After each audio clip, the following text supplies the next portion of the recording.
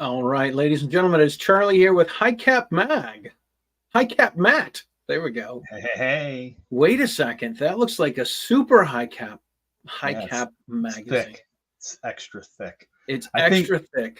I think our guest has a lot to do with getting stuff like this legal again in the commie states that we live in.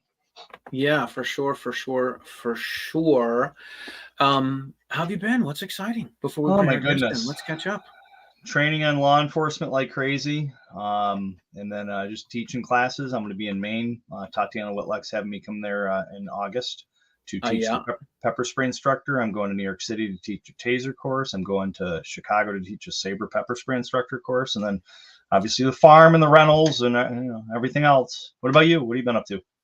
Oh man, this actually it's been a little bit of a media blitz week.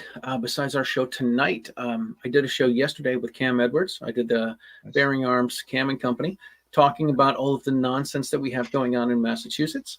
I recorded an interview yesterday for Armed Lifestyle. Armed Lifestyle dropped today, so if you want to check that out, what did you talk about in Armed Lifestyle for this issue?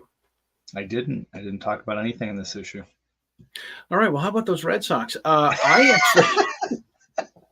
What did you talk about in this issue? I did talk in the issue, or I did write in the issue. So the Writing Shotgun with Charlie was one of the OGs of, I hate saying the social medias, but it was kind of the OG of the social media. It was Lenny McGill from the Glock store. I know. And I really feel like you have to be around, the firearm community for a long time to know who Lenny McGill is. So I got to interview Lenny McGill last summer down in Nashville. Mm-hmm. And then I interviewed him again this past spring and put that together for Armed Lifestyle. So everyone should check out armedlifestyle.com, armedlifestylemagazine.com, so they can find out all of that. You can go to Bearing Arms Cam and Company on YouTube or in podcast form, and you can hear my interview with Cam. So here in Massachusetts, we have a lot of nonsense going on. We had this monstrosity of a bill passed the House last fall. It passed the Senate in the spring, and then had a special conference committee, and they dropped it on a Wednesday night, and they passed it on a Thursday morning. And a week later, the governor signed it. Hello, Mr. Lindblom. You cannot enter anything tonight, Mark. I just want to be perfectly clear. We're going to say this right now before we get started. This guy's our most winning viewer ever. Anyway, so this bill was signed by our AGG, anti-gun governor Maura Healey, and there's so much confusion. Does it start on August 1st? Does it start on August 2nd? Does it start on October 23rd, 90 days after it was signed? It's just a big poop show, I think is a good word for it. And honestly, using good language here, Charlie. I know, trying to keep it. Eric is our guest is a very respectable person, and we want to make sure we keep it that way. So this is really affecting my training side of my income and work. The state says we have to have a new curriculum, which is going to include injury prevention, which to me is safe direction, finger off the trigger, check to see if the gun's loaded. It's going to have suicide prevention. It has to have disengagement training.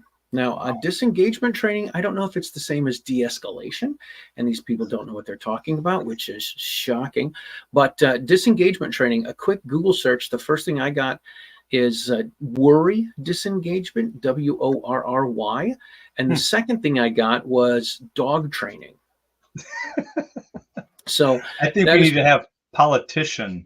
We really do. Right. We really do. Politicians. So we have that. There's a lot of confusion about which ARs we can have. Can we have the pre-94s? Can we have the post-2016 that are then AG, anti-gun attorney general Maura Healey, who is now our AGG, anti-gun governor. Which ones can we have? Which ones can we not have? Can we have evil features? Can we not have evil features? We can have high-capacity magazines, pre-94s, but we can have them at our house and we can have them at the range, but we can't carry them and we can't transport them loaded. Interesting. I think our guest would have a lot to say about that. And I think on top of that, they're trying to make a lot of that stuff go away. So there's not confusion. You got it. So let's bring him in. Ladies and gentlemen, from Gun Owners of America, Eric Pratt. Hello, sir. Hey, guys. Thank you for having me. Yeah, it's good to see you. Great to be with you tonight. It's an honor to have you, particularly since you've got like a huge event coming up in 2 weeks. Yeah. Yeah, this is GOA's first ever national convention. We are super excited about it. This is something actually our members have been asking us to do for years. So this is a conference that's bringing together the gun industry with great entertainment. We just announced today that Easton Corbin is going to be the highlight band that's there. There's going to be great Second Amendment speakers. It's going to be over 120,000 square feet of guns and gear. So, I mean, we're talking about Christmas in August, right? But best of all, free for GOA members. And so, if people just go to goals.gunowners.org, they can lock in their reservation. And, there's going to be over 180 vendors there. Gun vendors, guns and gear. I mean, this is going to be great. Brownells is the title sponsor. And so we're actually so thankful for their support, because really we couldn't have done this without them. Be a lot of YouTube influencers there you guys are going to be there. Yes. Brandon Herrera, Dana Lash, Jared of Guns and Gadget. I mean, so all combined, it's going to be the who's who of the gun rights movement going to be there. And so anyway, the portal for that, goals.gunowners.org. It takes place August 17th and 18th in Knoxville, which, by the way, I should mention is a very family-friendly environment. I mean, people can extend their stay, take their kids to the amusement park that's nearby. You can see local attractions. The convention itself, the GOA convention, has activities for kids. So really, it's fun for the whole family. Music. There's going to be a comedy night, care of Johnny B. And so again, August 17th and 18th is going to be a great time. That's going to be a lot of fun for sure. For sure. I wasn't sure how I was going to make everything happen in my world, and it turns out that my daughter goes back to her check-in for college in Nashville is on the 18th, and I'm like, this is perfect. So, right? Hey, that's in the area. It really is. So I'm like, hey, sweetheart, we can either get you to Nashville before you have to check in, or you could come hang out and watch me be riding shotgun Charlie. And she's like, I think I'll go before Dad. That'll be fine. The great thing there is, because, Charlie, I know you'll be traveling with a firearm. And let me just say this for all concealed carriers, sometimes you wonder, for a big event like this, are they going to allow firearms there or not? Typically, when you go to an event at the Knoxville Convention Center, they don't allow firearms. That was something we insisted on. For them to get our business there, they had to allow firearms, so you can conceal carry there at this convention. I mean, that was very important for us. And you guys know, I mean, you go to big events, big conventions, things like that. A lot of times they don't allow firearms. So this is actually very unusual. We fought hard for this, so we're very happy about that. So Charlie, you're not gonna have to leave your firearm in the hotel. That would be a no. This is, well, the hotel I'm staying at, I'm gonna need a gun. I'll tell you right now. It's sketch. Is that what you're saying? Wow. I think my hotel's gonna be past the Knoxville Zoo. So yeah, but that's okay. So Tennessee, while we're speaking of it, Tennessee is free America. Matt and I are coming from occupied territory. You're obviously in free America, but Tennessee is a permitless carry state, and I do listen to the Tennessee Firearm Association podcast, and it's funny to me when you hear them talk and say that Tennessee's not truly constitutional carry, and I'm like, you guys have it so much easier than we do. Yeah, you wish you had their problems, right? Yeah, exactly. It's like when somebody says, "Oh, that's a first world problem." Yeah, that's what Tennessee is dealing with. Right. It totally is. Totally. What I do think is interesting about Tennessee is they have the enhanced permit. So they have a list of places you can carry without a permit, and then they have a bigger list of places you can carry with a permit. So that's pretty cool. Yeah. Yeah. So You're from Virginia. You're like, okay, whatever. I mean, we would like constitutional carry without infringements, no enhanced permits. Yeah, That right would be there. ideal. But you know what? We That's chip nice. away. So, Yep, for we're sure. content with what we get, but then we keep asking for more. Isn't that what the other side does, by the way? Yeah. For sure. For sure. It's not even that they, you give them a little bit and they take more. They just keep taking and taking and taking, and it's never enough. It really That's isn't. right.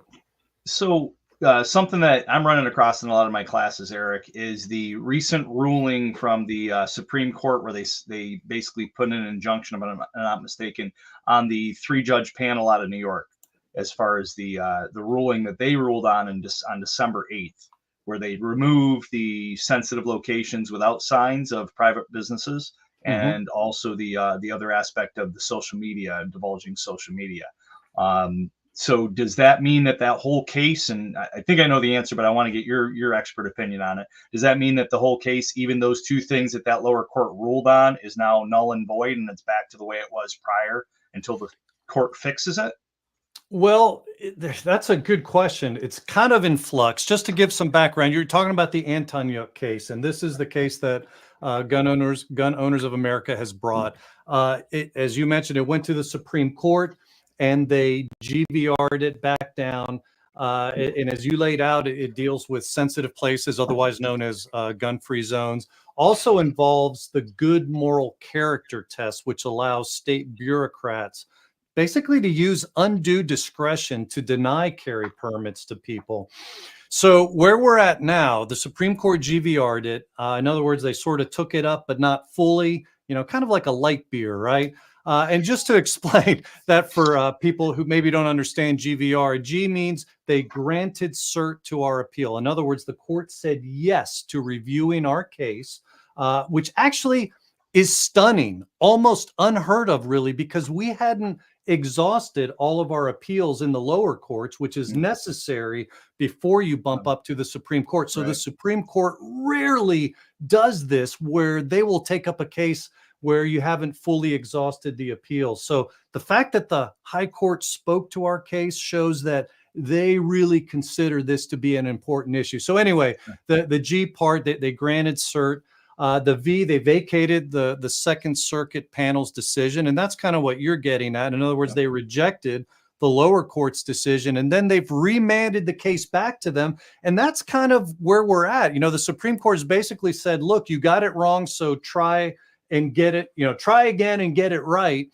And so right now there's a bunch of negotiations going on as to what's to happen next. Kind of a lot of backroom stuff, and honestly, it's stuff that I'm not really able to speak to yet, but I think we'll know in a few weeks or days to weeks. But ultimately, this may end up going back down to the district court judge, Judge Sotheby. And Sotheby, to his credit, pretty much gave he didn't give us 100% of what we were asking for, but he certainly gave us maybe 90% of what we're asking for. So, but anyway, we're going to have to see where this lands. It's going to be somewhere between the Court of Appeals and the district judge. We just don't know fully yet. Yeah, in New York State, after that, after the 3-judge panel ruled on December 8th, the state was like, oh, we won, and they basically didn't even acknowledge the two things as far as the sensitive locations and also the divulging your social media stuff. Right. But the funny thing is that on the form, New York State form, and you probably know this, they removed the social media aspect from it. Very quietly. Quietly, yeah, absolutely. There's some counties, like I get students from all over the state. They drive from New York City and Buffalo hours to come take classes from me here in central New York. And they're coming in with their packets, and some counties have the new updated form and some don't. And I'm like, you need to reach out to your county because your county doesn't know that the state removed that and they didn't update the state form. And then I've dealt with one of your attorneys, texting back and forth and talking to him, and there is one county that's still asking proper cause, like for what reason you want a pistol license. So, I handed that off to him, and whatever he did with that was hopefully good. But it's, these counties are still, they're against the Bruen decision. Yes. That's right there. What reason do you need it? It's none of your business. So, you know what the Supreme Court ended up doing. I mean, people are probably familiar with the fact that there was a recent Rahimi decision, and you know, it was horrible facts because Rahimi was such a bad guy.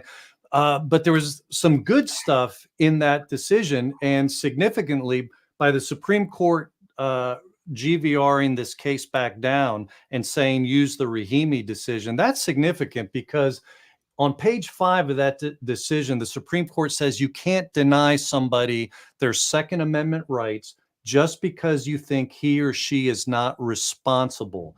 And that word responsible is a word that anti-gunners everywhere wanted to insert into the Second Amendment, that, right, you know, you only have the right to keep and bear arms if you're responsible. So what does that mean? Well, you know, that goes way beyond whether you're a bad guy or not. It means, you know, oh, maybe you have some parking tickets that you haven't paid, or maybe you hold politically incorrect views. You can't be a responsible person. And see, that's really central to New York's good moral character test. So by the court signaling, okay, you need to take this into account, I mean, that is a smackdown, a huge smackdown, and a paddling of the judges. You know, they've been sent to their rooms to think about what they did wrong, and, you know, don't come out till you get it right. I mean, that's basically what's happening. So yeah, that confused me when I saw that in there, that they referred. I thought they would refer it back to the Antonoff case. And you know, the one that started it all from you guys, but I guess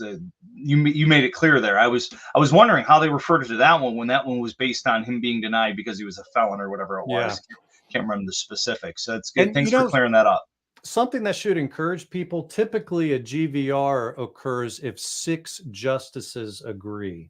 So the writing is on the wall here. That means there's probably 6 justices that are against New York on what they're doing and are in favor of our case as we're bringing it, especially in relation to good moral character. We hope that will also cover the sensitive places, which is another big issue that we're challenging. But anyway, so there's a lot more to come on this. We're kind of in the middle of this, so I can't really pin down, you know, who's going to take up the ball right now. The appellate court, the district court. We'll have to wait and see a little bit. Yeah, for sure. Well, I appreciate that insight on that. What are your thoughts as far as like the training? I think I got an answer for it, but I want to hear what your thoughts are. Do you think any organizations, yourself or others, are going to tackle the states? Like New York State's got 18 hours of training, and I make my living on training. So I'm not opposed to training people, but I don't really like the government coming in and telling people that they have to do this or do that or have this amount of training.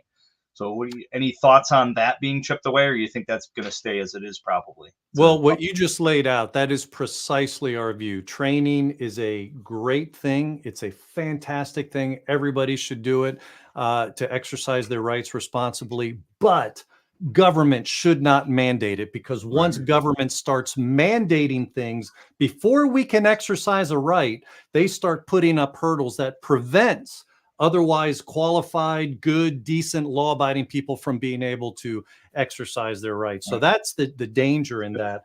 Cost and time. What's that? Cost and time that some people might be able to do it. Yeah, it becomes actually a huge tax, like a poor tax. The rich can afford it, or the richer, but those who aren't so well off, that prices them out of being able to protect themselves. So that's the danger in that. That's obviously something we're going to be contesting. We'll have to wait and see how the judges look at that. One of my things with the training aspect is something that we're going to have new in Massachusetts is people are going to have to do live fire in order to get their license to carry. It doesn't say there's a qualification. It doesn't say what you have to do. It just says live fire. Now, in Florida, I believe live fire is 1 round of 22, and that qualifies for live fire. Obviously, considerably different than taking like a MAG 40 class, right, where you're doing the FBI qualification 4 days in a row. So they're both live fire courses. So my biggest concern with making the government happy with whatever requirement it is, whether it's a certain number of hours of training, because maybe 4 hours isn't enough, and then 6 hours isn't enough, and then 10 hours is enough, and then, like Matt said, you're out there for 18 hours. Like we mentioned before, these people keep taking from us, so we give them something we think is going to make them happy, and it doesn't. They want more. We give them more. They want more. And it's the same thing with training. If they're going to say that this is what you need to do in order to get a license or a carry permit, then who knows when they can up that. And of course, if you can't fulfill whatever the training requirements are, then that's going to be an issue. And I know in New Jersey, one of the things they had was that you had to draw from the holster. And they're like, well, what about the people? And I think it was timed as well. So what about the people that are people that are in wheelchairs and they can't draw from the holster, or it takes them longer to draw from the holster? Now they're at some sort of a disadvantage. They're not going to make the qualification.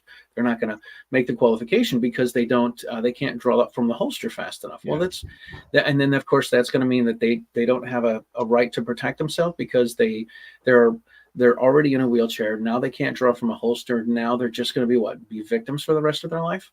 It's crazy. Yeah, I think when you look at the whole anti-gun movement as a whole, you see that all these requirements that they're imposing really it's never about gun safety. That's not really what they're after. They're after putting hurdles, making it more difficult for us to exercise our rights. I mean, think about what they're doing to the gun dealers. How under Biden, they've instituted this zero tolerance program that is causing dealers to close up shop in virtually record numbers. And this is actually another one of the things that our attorneys are involved in at Gun Owners of America, is that we're going around and defending gun dealers against this abuse. We have multiple cases right now where we're challenging the ATF zero tolerance policy.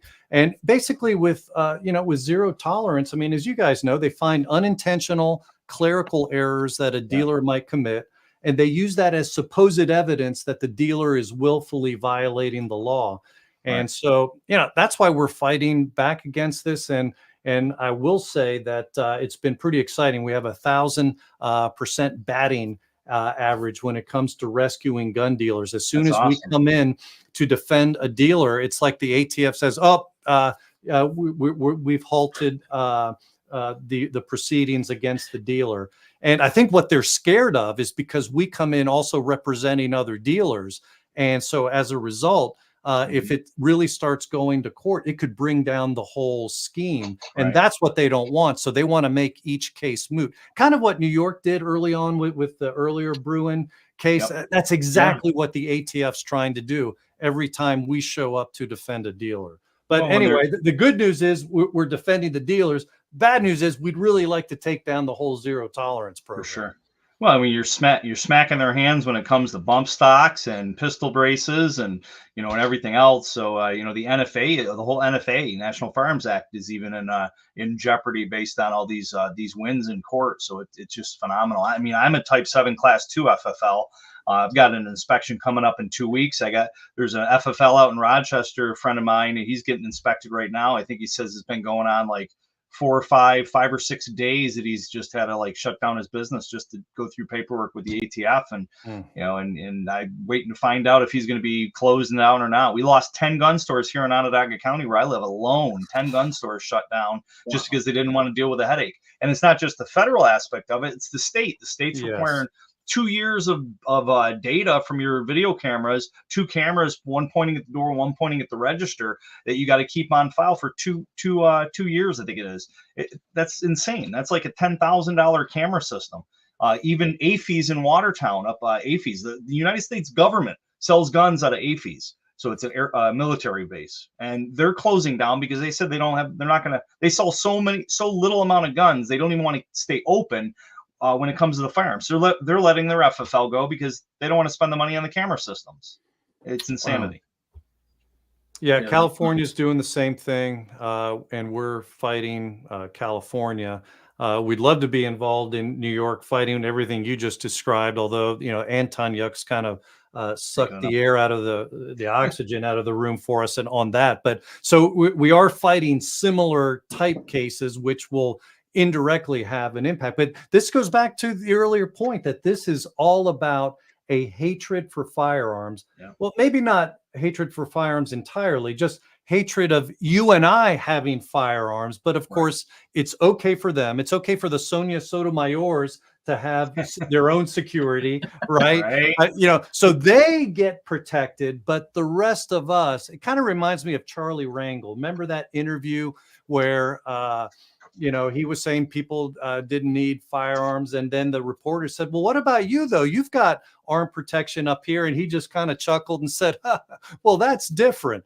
And that's their attitude. For them, it's a whole, we're special. We deserve the protection. But you guys, not so much. And so that's really what we're fighting, is this elitism.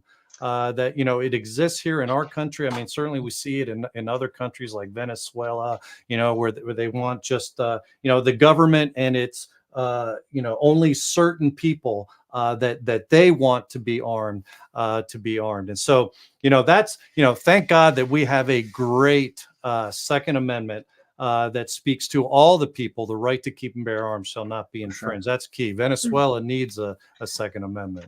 Absolutely. I had a class over this past weekend, and one of the gentlemen in the class was Filipino, and he said in the Philippines, you've got to go through a bunch of rigmarole. You can only have 38s. You can only have 9s. And he said the amount of illegal firearms or illegal possession of firearms in the Philippines is out of control. Out of control. Yeah. Yeah, when you say all that, Eric, I'm thinking of New York State again, and how they've made marijuana legal both medically and recreationally. They got a bill going forward to make prostitution legal. They got a bill going forward to make hallucinogenics, mushrooms legal. Actually, I think that might have passed. The lottery system is supposed to help our schools, which we must have the best schools in the country, right? I mean, it's lunacy. They banned MMA in New York State because they couldn't get the money they wanted. So then eventually they struck a deal and now it's legal. But in the penal code, being a law enforcement officer, penal code says you can't have mutual combat. And I always make the joke in my classes, unless the state gets their cut. I mean, it's literally organized crime. I mean, how can it's the Gestapo? It's illegal for you to do it. But if the state deems it's legal and they get a cut, they get to charge taxes on it, it's totally fine. Paying no attention to the man behind the curtain crap going on there. Totally. But that's what we see in liberal run states. Look at California. California's the same way. They're so far left that it just push, they just push whatever agenda they want. They push people out of the state. What else can they do but tax and make things illegal that are now, or make things legal that are illegal so they can make money from it, because that's the only way they're going to do it. They're not going to keep good businesses in there. Right. What's that little the little meme that tells where the young son goes up to his dad. He says, "Dad, I think I want to get into crime." And he said, "Government or private sector?" Oh, that's good. That's good. Oh, I was thinking earlier too when you were talking, Eric. I was thinking that I'm from the government. I'm here to help. That whole saying, right? Right. Yeah, I was in Ron Paul's office once. This is more than a decade ago when he was still in the Congress, and he had a bumper sticker on his desk that said, "Thou shalt not steal, because the government hates competition." And, that's so true. Yeah, that is awesome. I always admire him and his son. Oh yeah. Paul's. Well, and speaking of which, he is one of the 4 good guys in the Senate who you can count on when there's a hard vote. And when I say a hard vote, I mean where you're having to vote against your party. Like, let's say maybe there's a military funding bill, but it's got some gun control in it. You can count on 4 people to vote against it because of the gun control. Rand Paul is one of them. But I bring this up because you know who another one of those 4 is? Senator J.D. Vance, vice presidential candidate. Yes, he is one of 4 guys with a perfect voting record on gun rights. And, when I say these are tough votes, they shouldn't be according to the Second Amendment, but we all understand how politics works. And if they sneak something into a huge bill, there's all illegal. Kinds of, it should be, yeah. But, this is how, they want you to vote for the military funding bill, even though it's got gun control, or the CDC funding bill, even though it's got gun control. And J.D. Vance and Rand Paul, to their credit, have voted against these things. I tell you, we are really excited about J.D. Vance being on the ticket for that reason, because that's a guy who is solid on Second Amendment issues. Yeah, I'm sure you guys saw the thing that I think it was Everytown put it out, and it was a picture of J.D. Vance and all of the things that he did against gun control, and of course all the pro-gun folks like, hey, listen, you guys are doing our work for us. This is great. Right. You're going to share this. You think it's negative. We're going to share it. We think it's positive. Yes, right? Exactly right.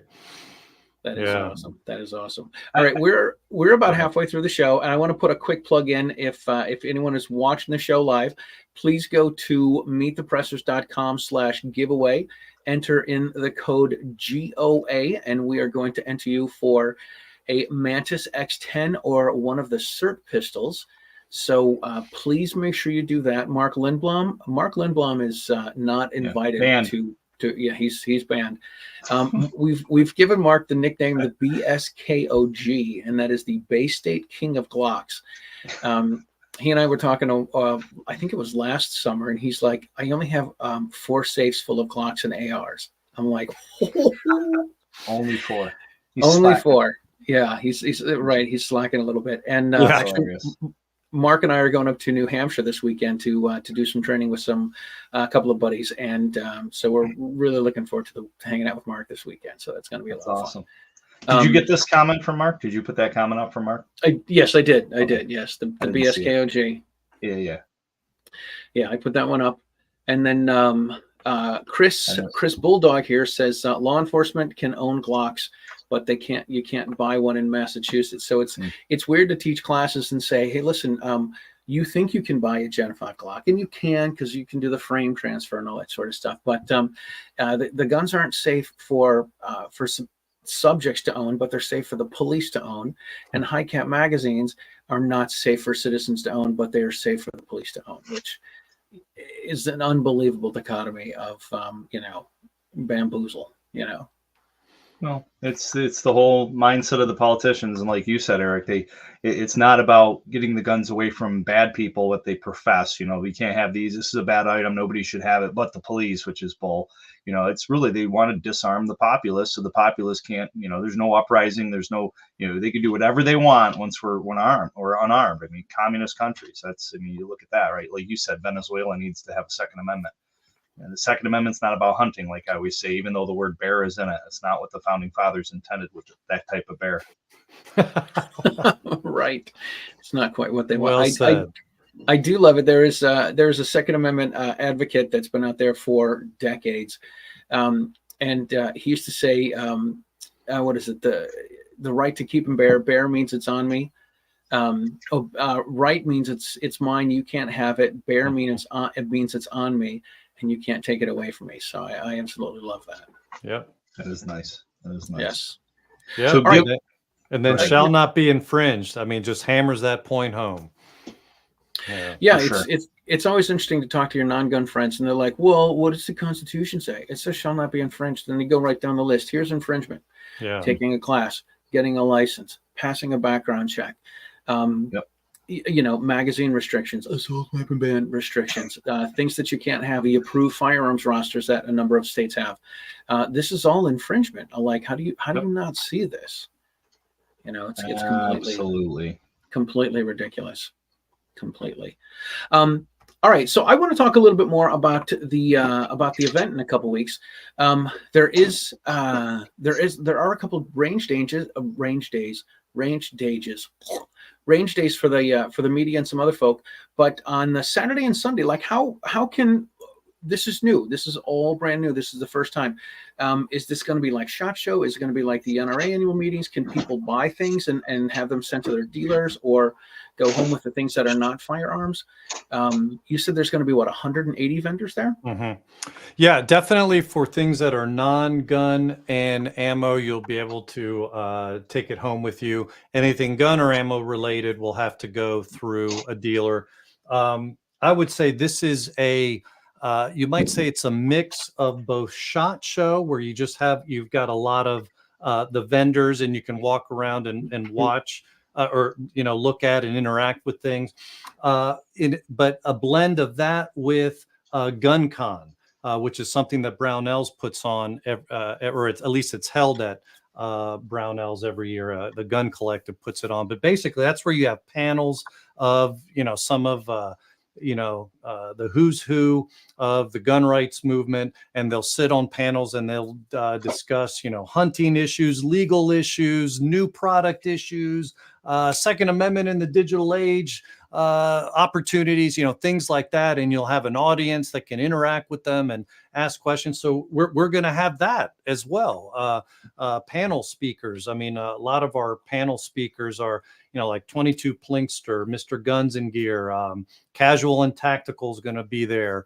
Diana Muller of Women for Gun Rights. We're going to have an Olympian. She's coming from Paris. And she's a pistol shooter, Lexi Lagan. She's going to be on the competitive shooting panel. We'll have a hunting panel and a legal panel discussing a lot of the things that we've been talking about here tonight, but just in greater depth. So it is going to be a lot of educational aspect in addition to the fun and product reveals that are going to take place. But then, there's also the entertainment with the band and the comedy. So that's why I say it's a Christmas in August type of event. It's going to be a lot of fun.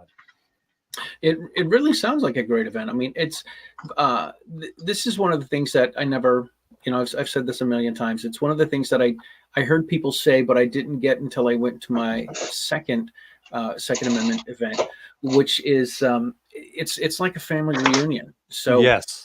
I was talking with one of my friends last night, and I said, you know what, I've got the job and I've got work and I've got all the stuff that all the stuff that I do. But I said I go to these events, whether it's the SHOT Show or this event or the NRA or Gun Rights Policy Conference, and I'm like, there's about 11 days a year when I get to hang out with my people.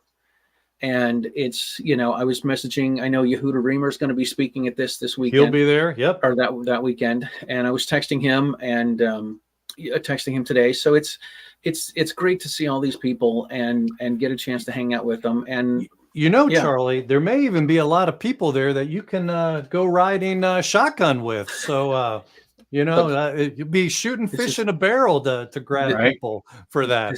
This is why I'm going. That's the real reason. I can go. I can call it a business expense and write it off on my taxes. Okay? Nice. There you go. Anything I can do to stick it to the government, I will take. For sure. So Eric, I'm assuming this is going to be an annual thing you guys are going to do, and it's good that it's taken the vacuum of the USCCA not doing their expo. So you're kind of pulling that reins in, which is nice. Is it going to be in the same location every year, or are you going to move it around the country? What's your thoughts on that? To your first question, we do plan, at least at this point, to do it annually.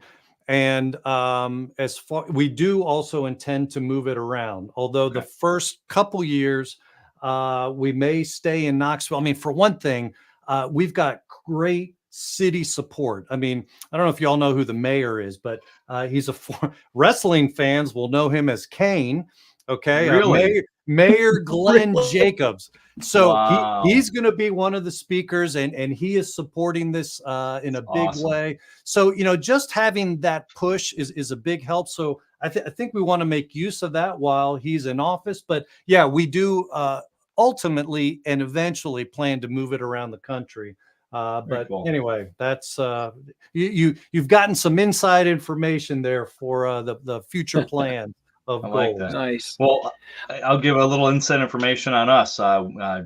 Clint and I we actually interviewed Chuck Liddell, the Iceman from MMA, at the NRA's annual meeting. So that should be coming out in the next within the next week. That interview. So yeah. Nice. Speaking of wrestling, right, and MMA, boxing, all that kind of stuff. The contact sports. Super. Absolutely. So that's good. That's good to know. And I mean, this sounds like a huge event for the first year. So I can just imagine how it's going to grow over the years for sure. Oh, I hope so. Yeah. Yeah, absolutely. You know, obviously we weren't able to get to the first annual meeting for the National Rifle Association, and Second Amendment Foundation's been around for 50 years, so it's hard to get to that. You know, unless you go prenatally, but it's you know, this is and SHOT Show, of course, has been around for forever. So I'm excited about this because it's going to be the first year, and I get to say that I'm at the first year of the GOA Goals event. So I'm looking forward to that. You said there's going to be some seminars, right? There's panels, there's seminars. Yeah. I assume there's is the schedule on the website where people can go check it out and see what's going on and kind of plan the event, plan their weekend. You can see some of the panelists, but we don't have the panels identified yet. Now we are compiling. That will be in the the booklet that gets passed. The program. Thank you. I was drawing a blank on that. The program that we'll be passing out to every attendee, and hopefully we'll even get that on the website in advance. There's just so much going on right now. But yeah, a lot of good panels from hunting, like I mentioned before, competitive shooting. Oh my goodness, we're going to have one panel where it's law enforcement heroes who have taken out active shooters. Wow. Wow. And one guy, good personal friend of mine, actually two of them, one actually wasn't law enforcement, but I think we all know Stephen Williford, who's also a GOA employee, and he was the hero of Sutherland Springs, Texas. So he's going to be telling his story. But then a personal friend of mine who just retired from law enforcement, as a child, as a elementary school kid, was shot at Stockton. Remember Stockton, California shooting? So he, and I even have the picture of him, cute little kid, but just like, stunned as he's holding his foot because, he's been shot. Well, he grew up to become a cop. He's fiercely pro-gun, says that, the way to stop these kind of things is to stop disarming teachers and let teachers take care of the problem. But yet he himself, on the other side of this, as a cop, actually took out an active shooter. And then we're going to have one of the cops who stormed into the Nashville school and took out that person, shall we say. So anyway, lot of great panels, a lot of interesting stories that people are going to get to hear and actually meet these people. So looking forward to it. Again, go to goals.gunowners.org. and pre-register for this to lock in your spot. There's also lodging information there as well. Right. So our good friend here, Brent, says that he doesn't see that Mr. Pratt has ridden shotgun. We've talked about it about 6 times so far. We have. And I am so sorry. I want to do this so bad, but it's always come for some reason. It's at one time you're like, we got a lot of lawsuits when things calm down, and then you're like, we got an election, and then when things calm down.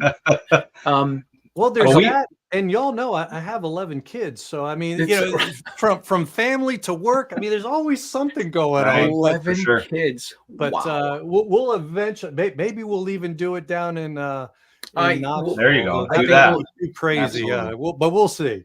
I assume you're going to be tied up. Probably. You're going to have a full schedule for sure. Well, we've had John meet the pressers, and we gave you an actor's credit, so we got at least one of the things. Now you got to do it. Right, I can't keep up with that. I giving people the IMDb credit.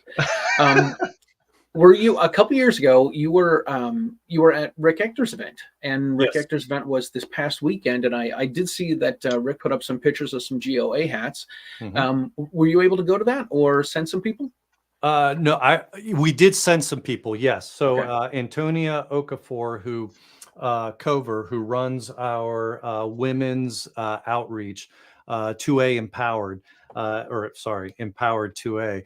She was there. And Rick called me afterwards and told me they trained over 1,400 women, Wow. all for free. So it was another fantastic event. Yeah, we love supporting Rick in this event every year. He gave me the number. I think it's now they've trained over 11,000 women. I think that was the figure. He Wow. said in the last decade plus. And this is all for free. And you know, Rick, you just never say no to this guy. He just has that way, you know, he asks you for something. And so he's good at getting help from people from all over the country to come to Detroit and help with this event. And it's just such a, I tell you what, the last time, because I was there a couple years ago, or maybe it was even last year, I don't know, time's flying. But it's really interesting the impact that training has, not just in terms of empowering women to not be scared anymore about the area that they're living in and to be able to take self-defense into their own hands. But it's interesting also in talking to these gals, hearing how, you know, it's often been said the Second Amendment is the gateway drug into more a constitutional way of thinking. And I've seen that firsthand there. As you know, once they start becoming pro-gun, they start questioning other beliefs that they've just sort of taken for granted. And now it's like, you know, I used to just think banning guns was the answer, and now I don't. Now what other, you know, and so anyway, it's a really exciting thing that, you know, may or may not have been intentional on Rick's part, but I've seen that happening right there. So anyway, kudos to Rick Ector for what he's doing so successfully. Yeah, absolutely. Go ahead. I was just say last year was my first year helping out with it, and it was pretty amazing. You know, being there and seeing that and seeing how it's hugely hard to organize something like that. Well, as you know, I mean, you got an event coming up. Yeah, right.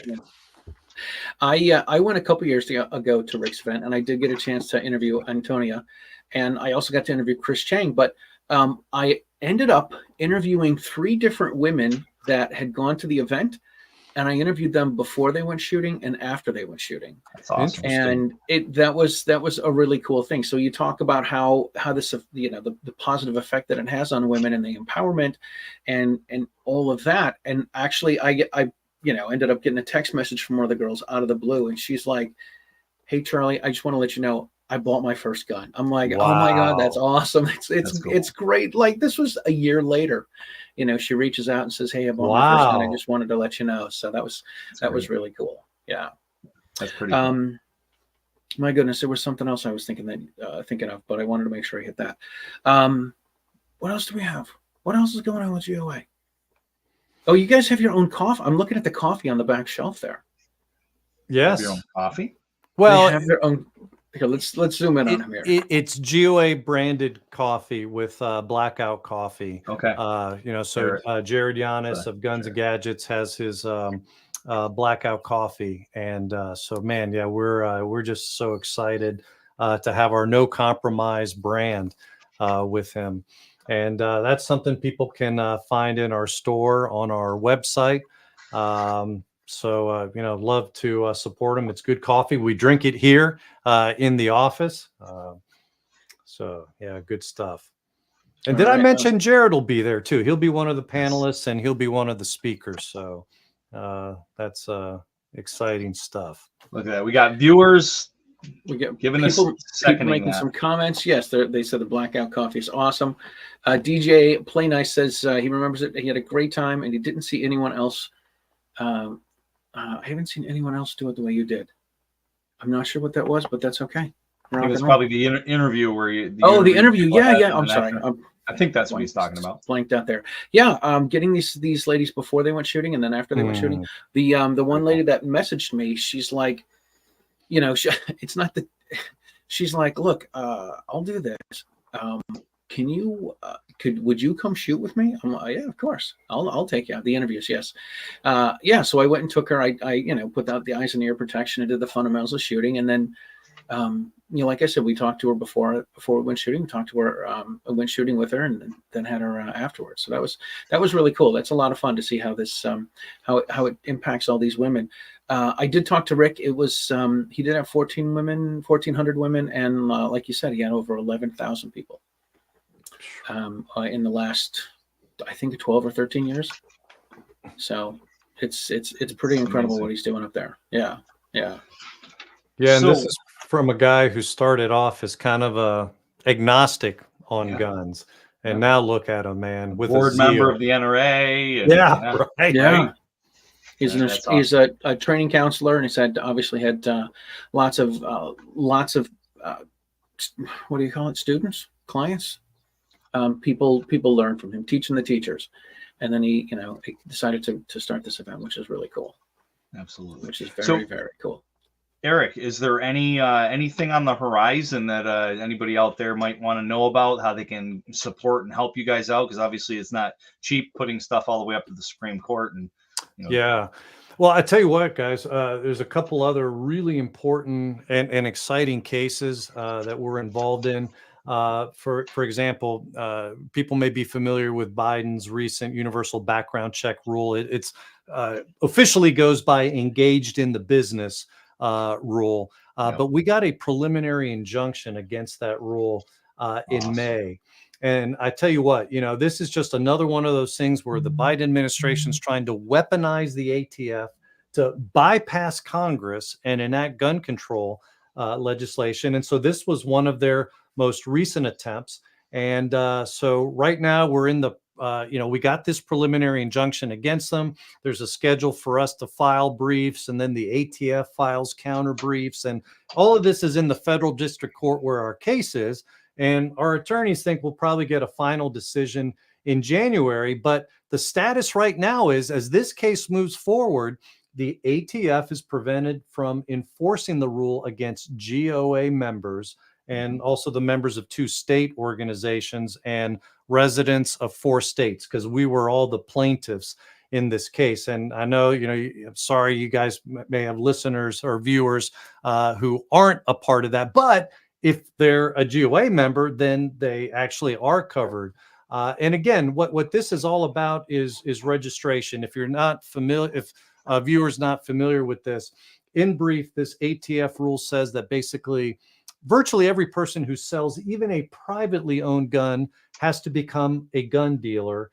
And it requires virtually every person who buys a gun, even from, say, a neighbor, to fill out a 4473 form. So it's truly all about gun owner registration. The ATF has nearly 1 billion gun records on hand already.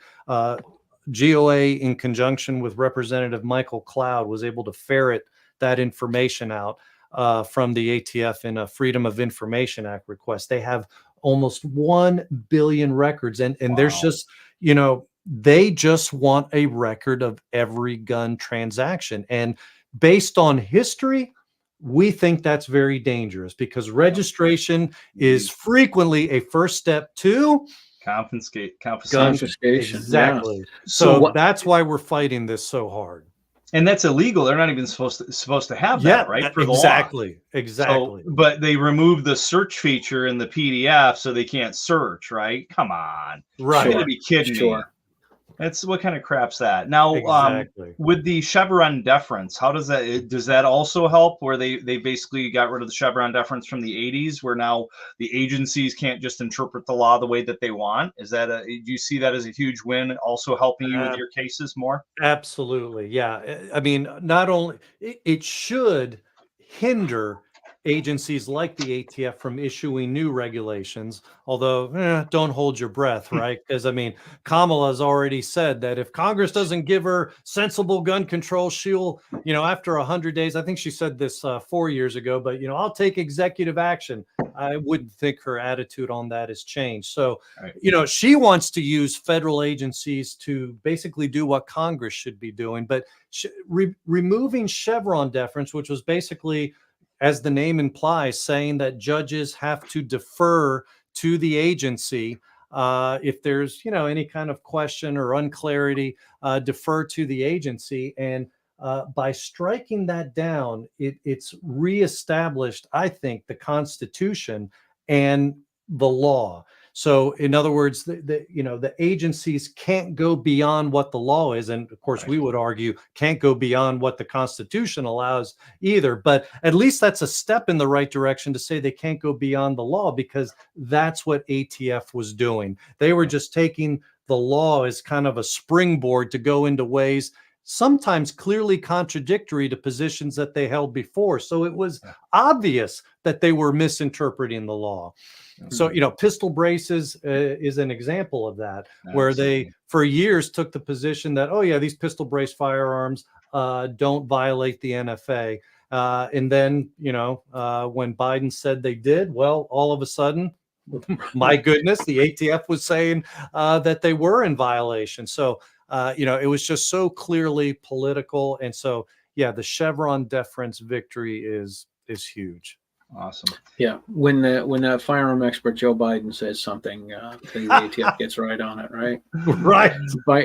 Wasn't he the one that said to go out and onto the balcony and shoot into the night sky to scare away the bad guys?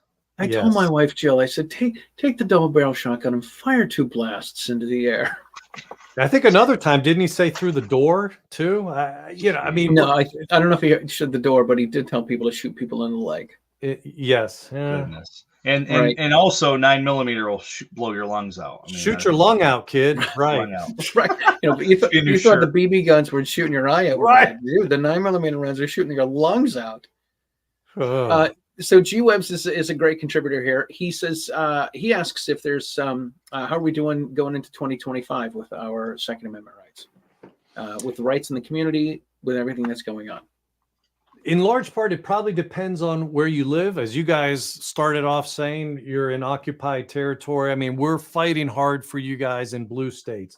I would say that when you're looking at the 50 states, liberty is on the advance. And a classic example of this, and I know this sadly doesn't apply to you guys in the state that you're in, but think about it. In the year 2000, how many constitutional carry states were there?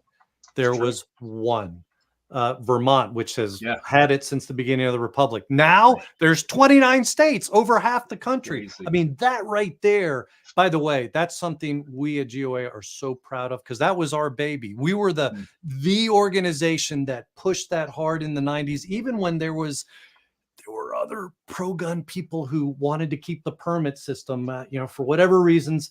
That's what they want to do. But no, we pushed constitutional carry hard, and now we got 29 states. We are so excited about that. So yeah, freedom is on the march.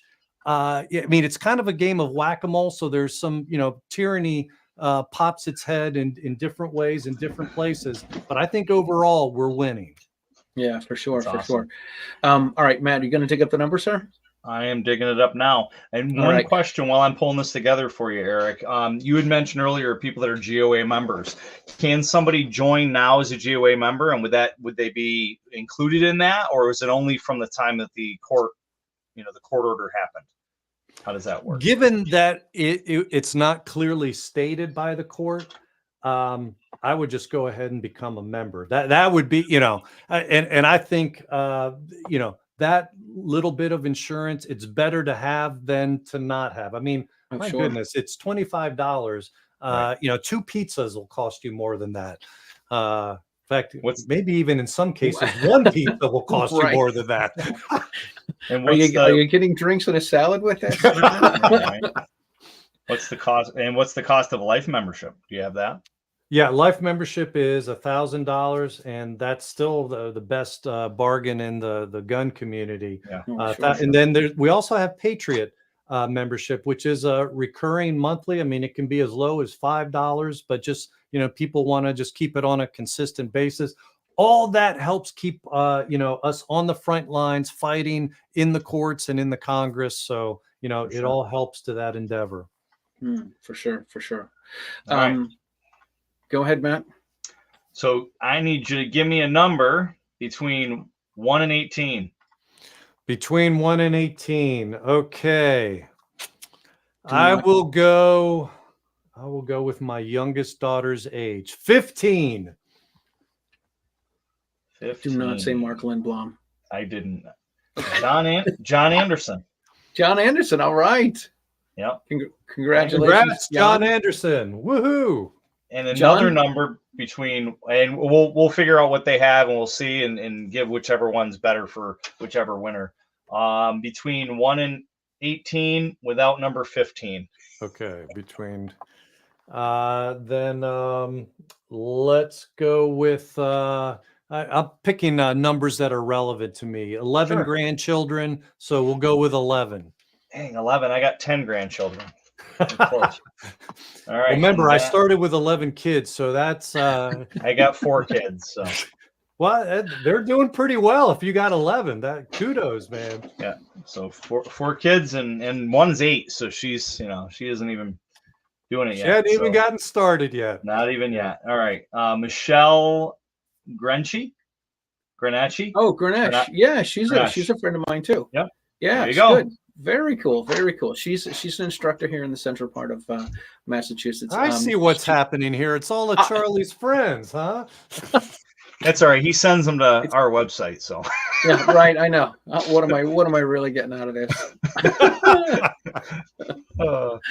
Super. Yeah, I'll email both the winners and figure out what if they have a cert, then we'll see. I'll give them a mantis, and we try to do that the best we can as far as who's got what to give somebody something they ain't got. So they can diversify, because we like diversity too.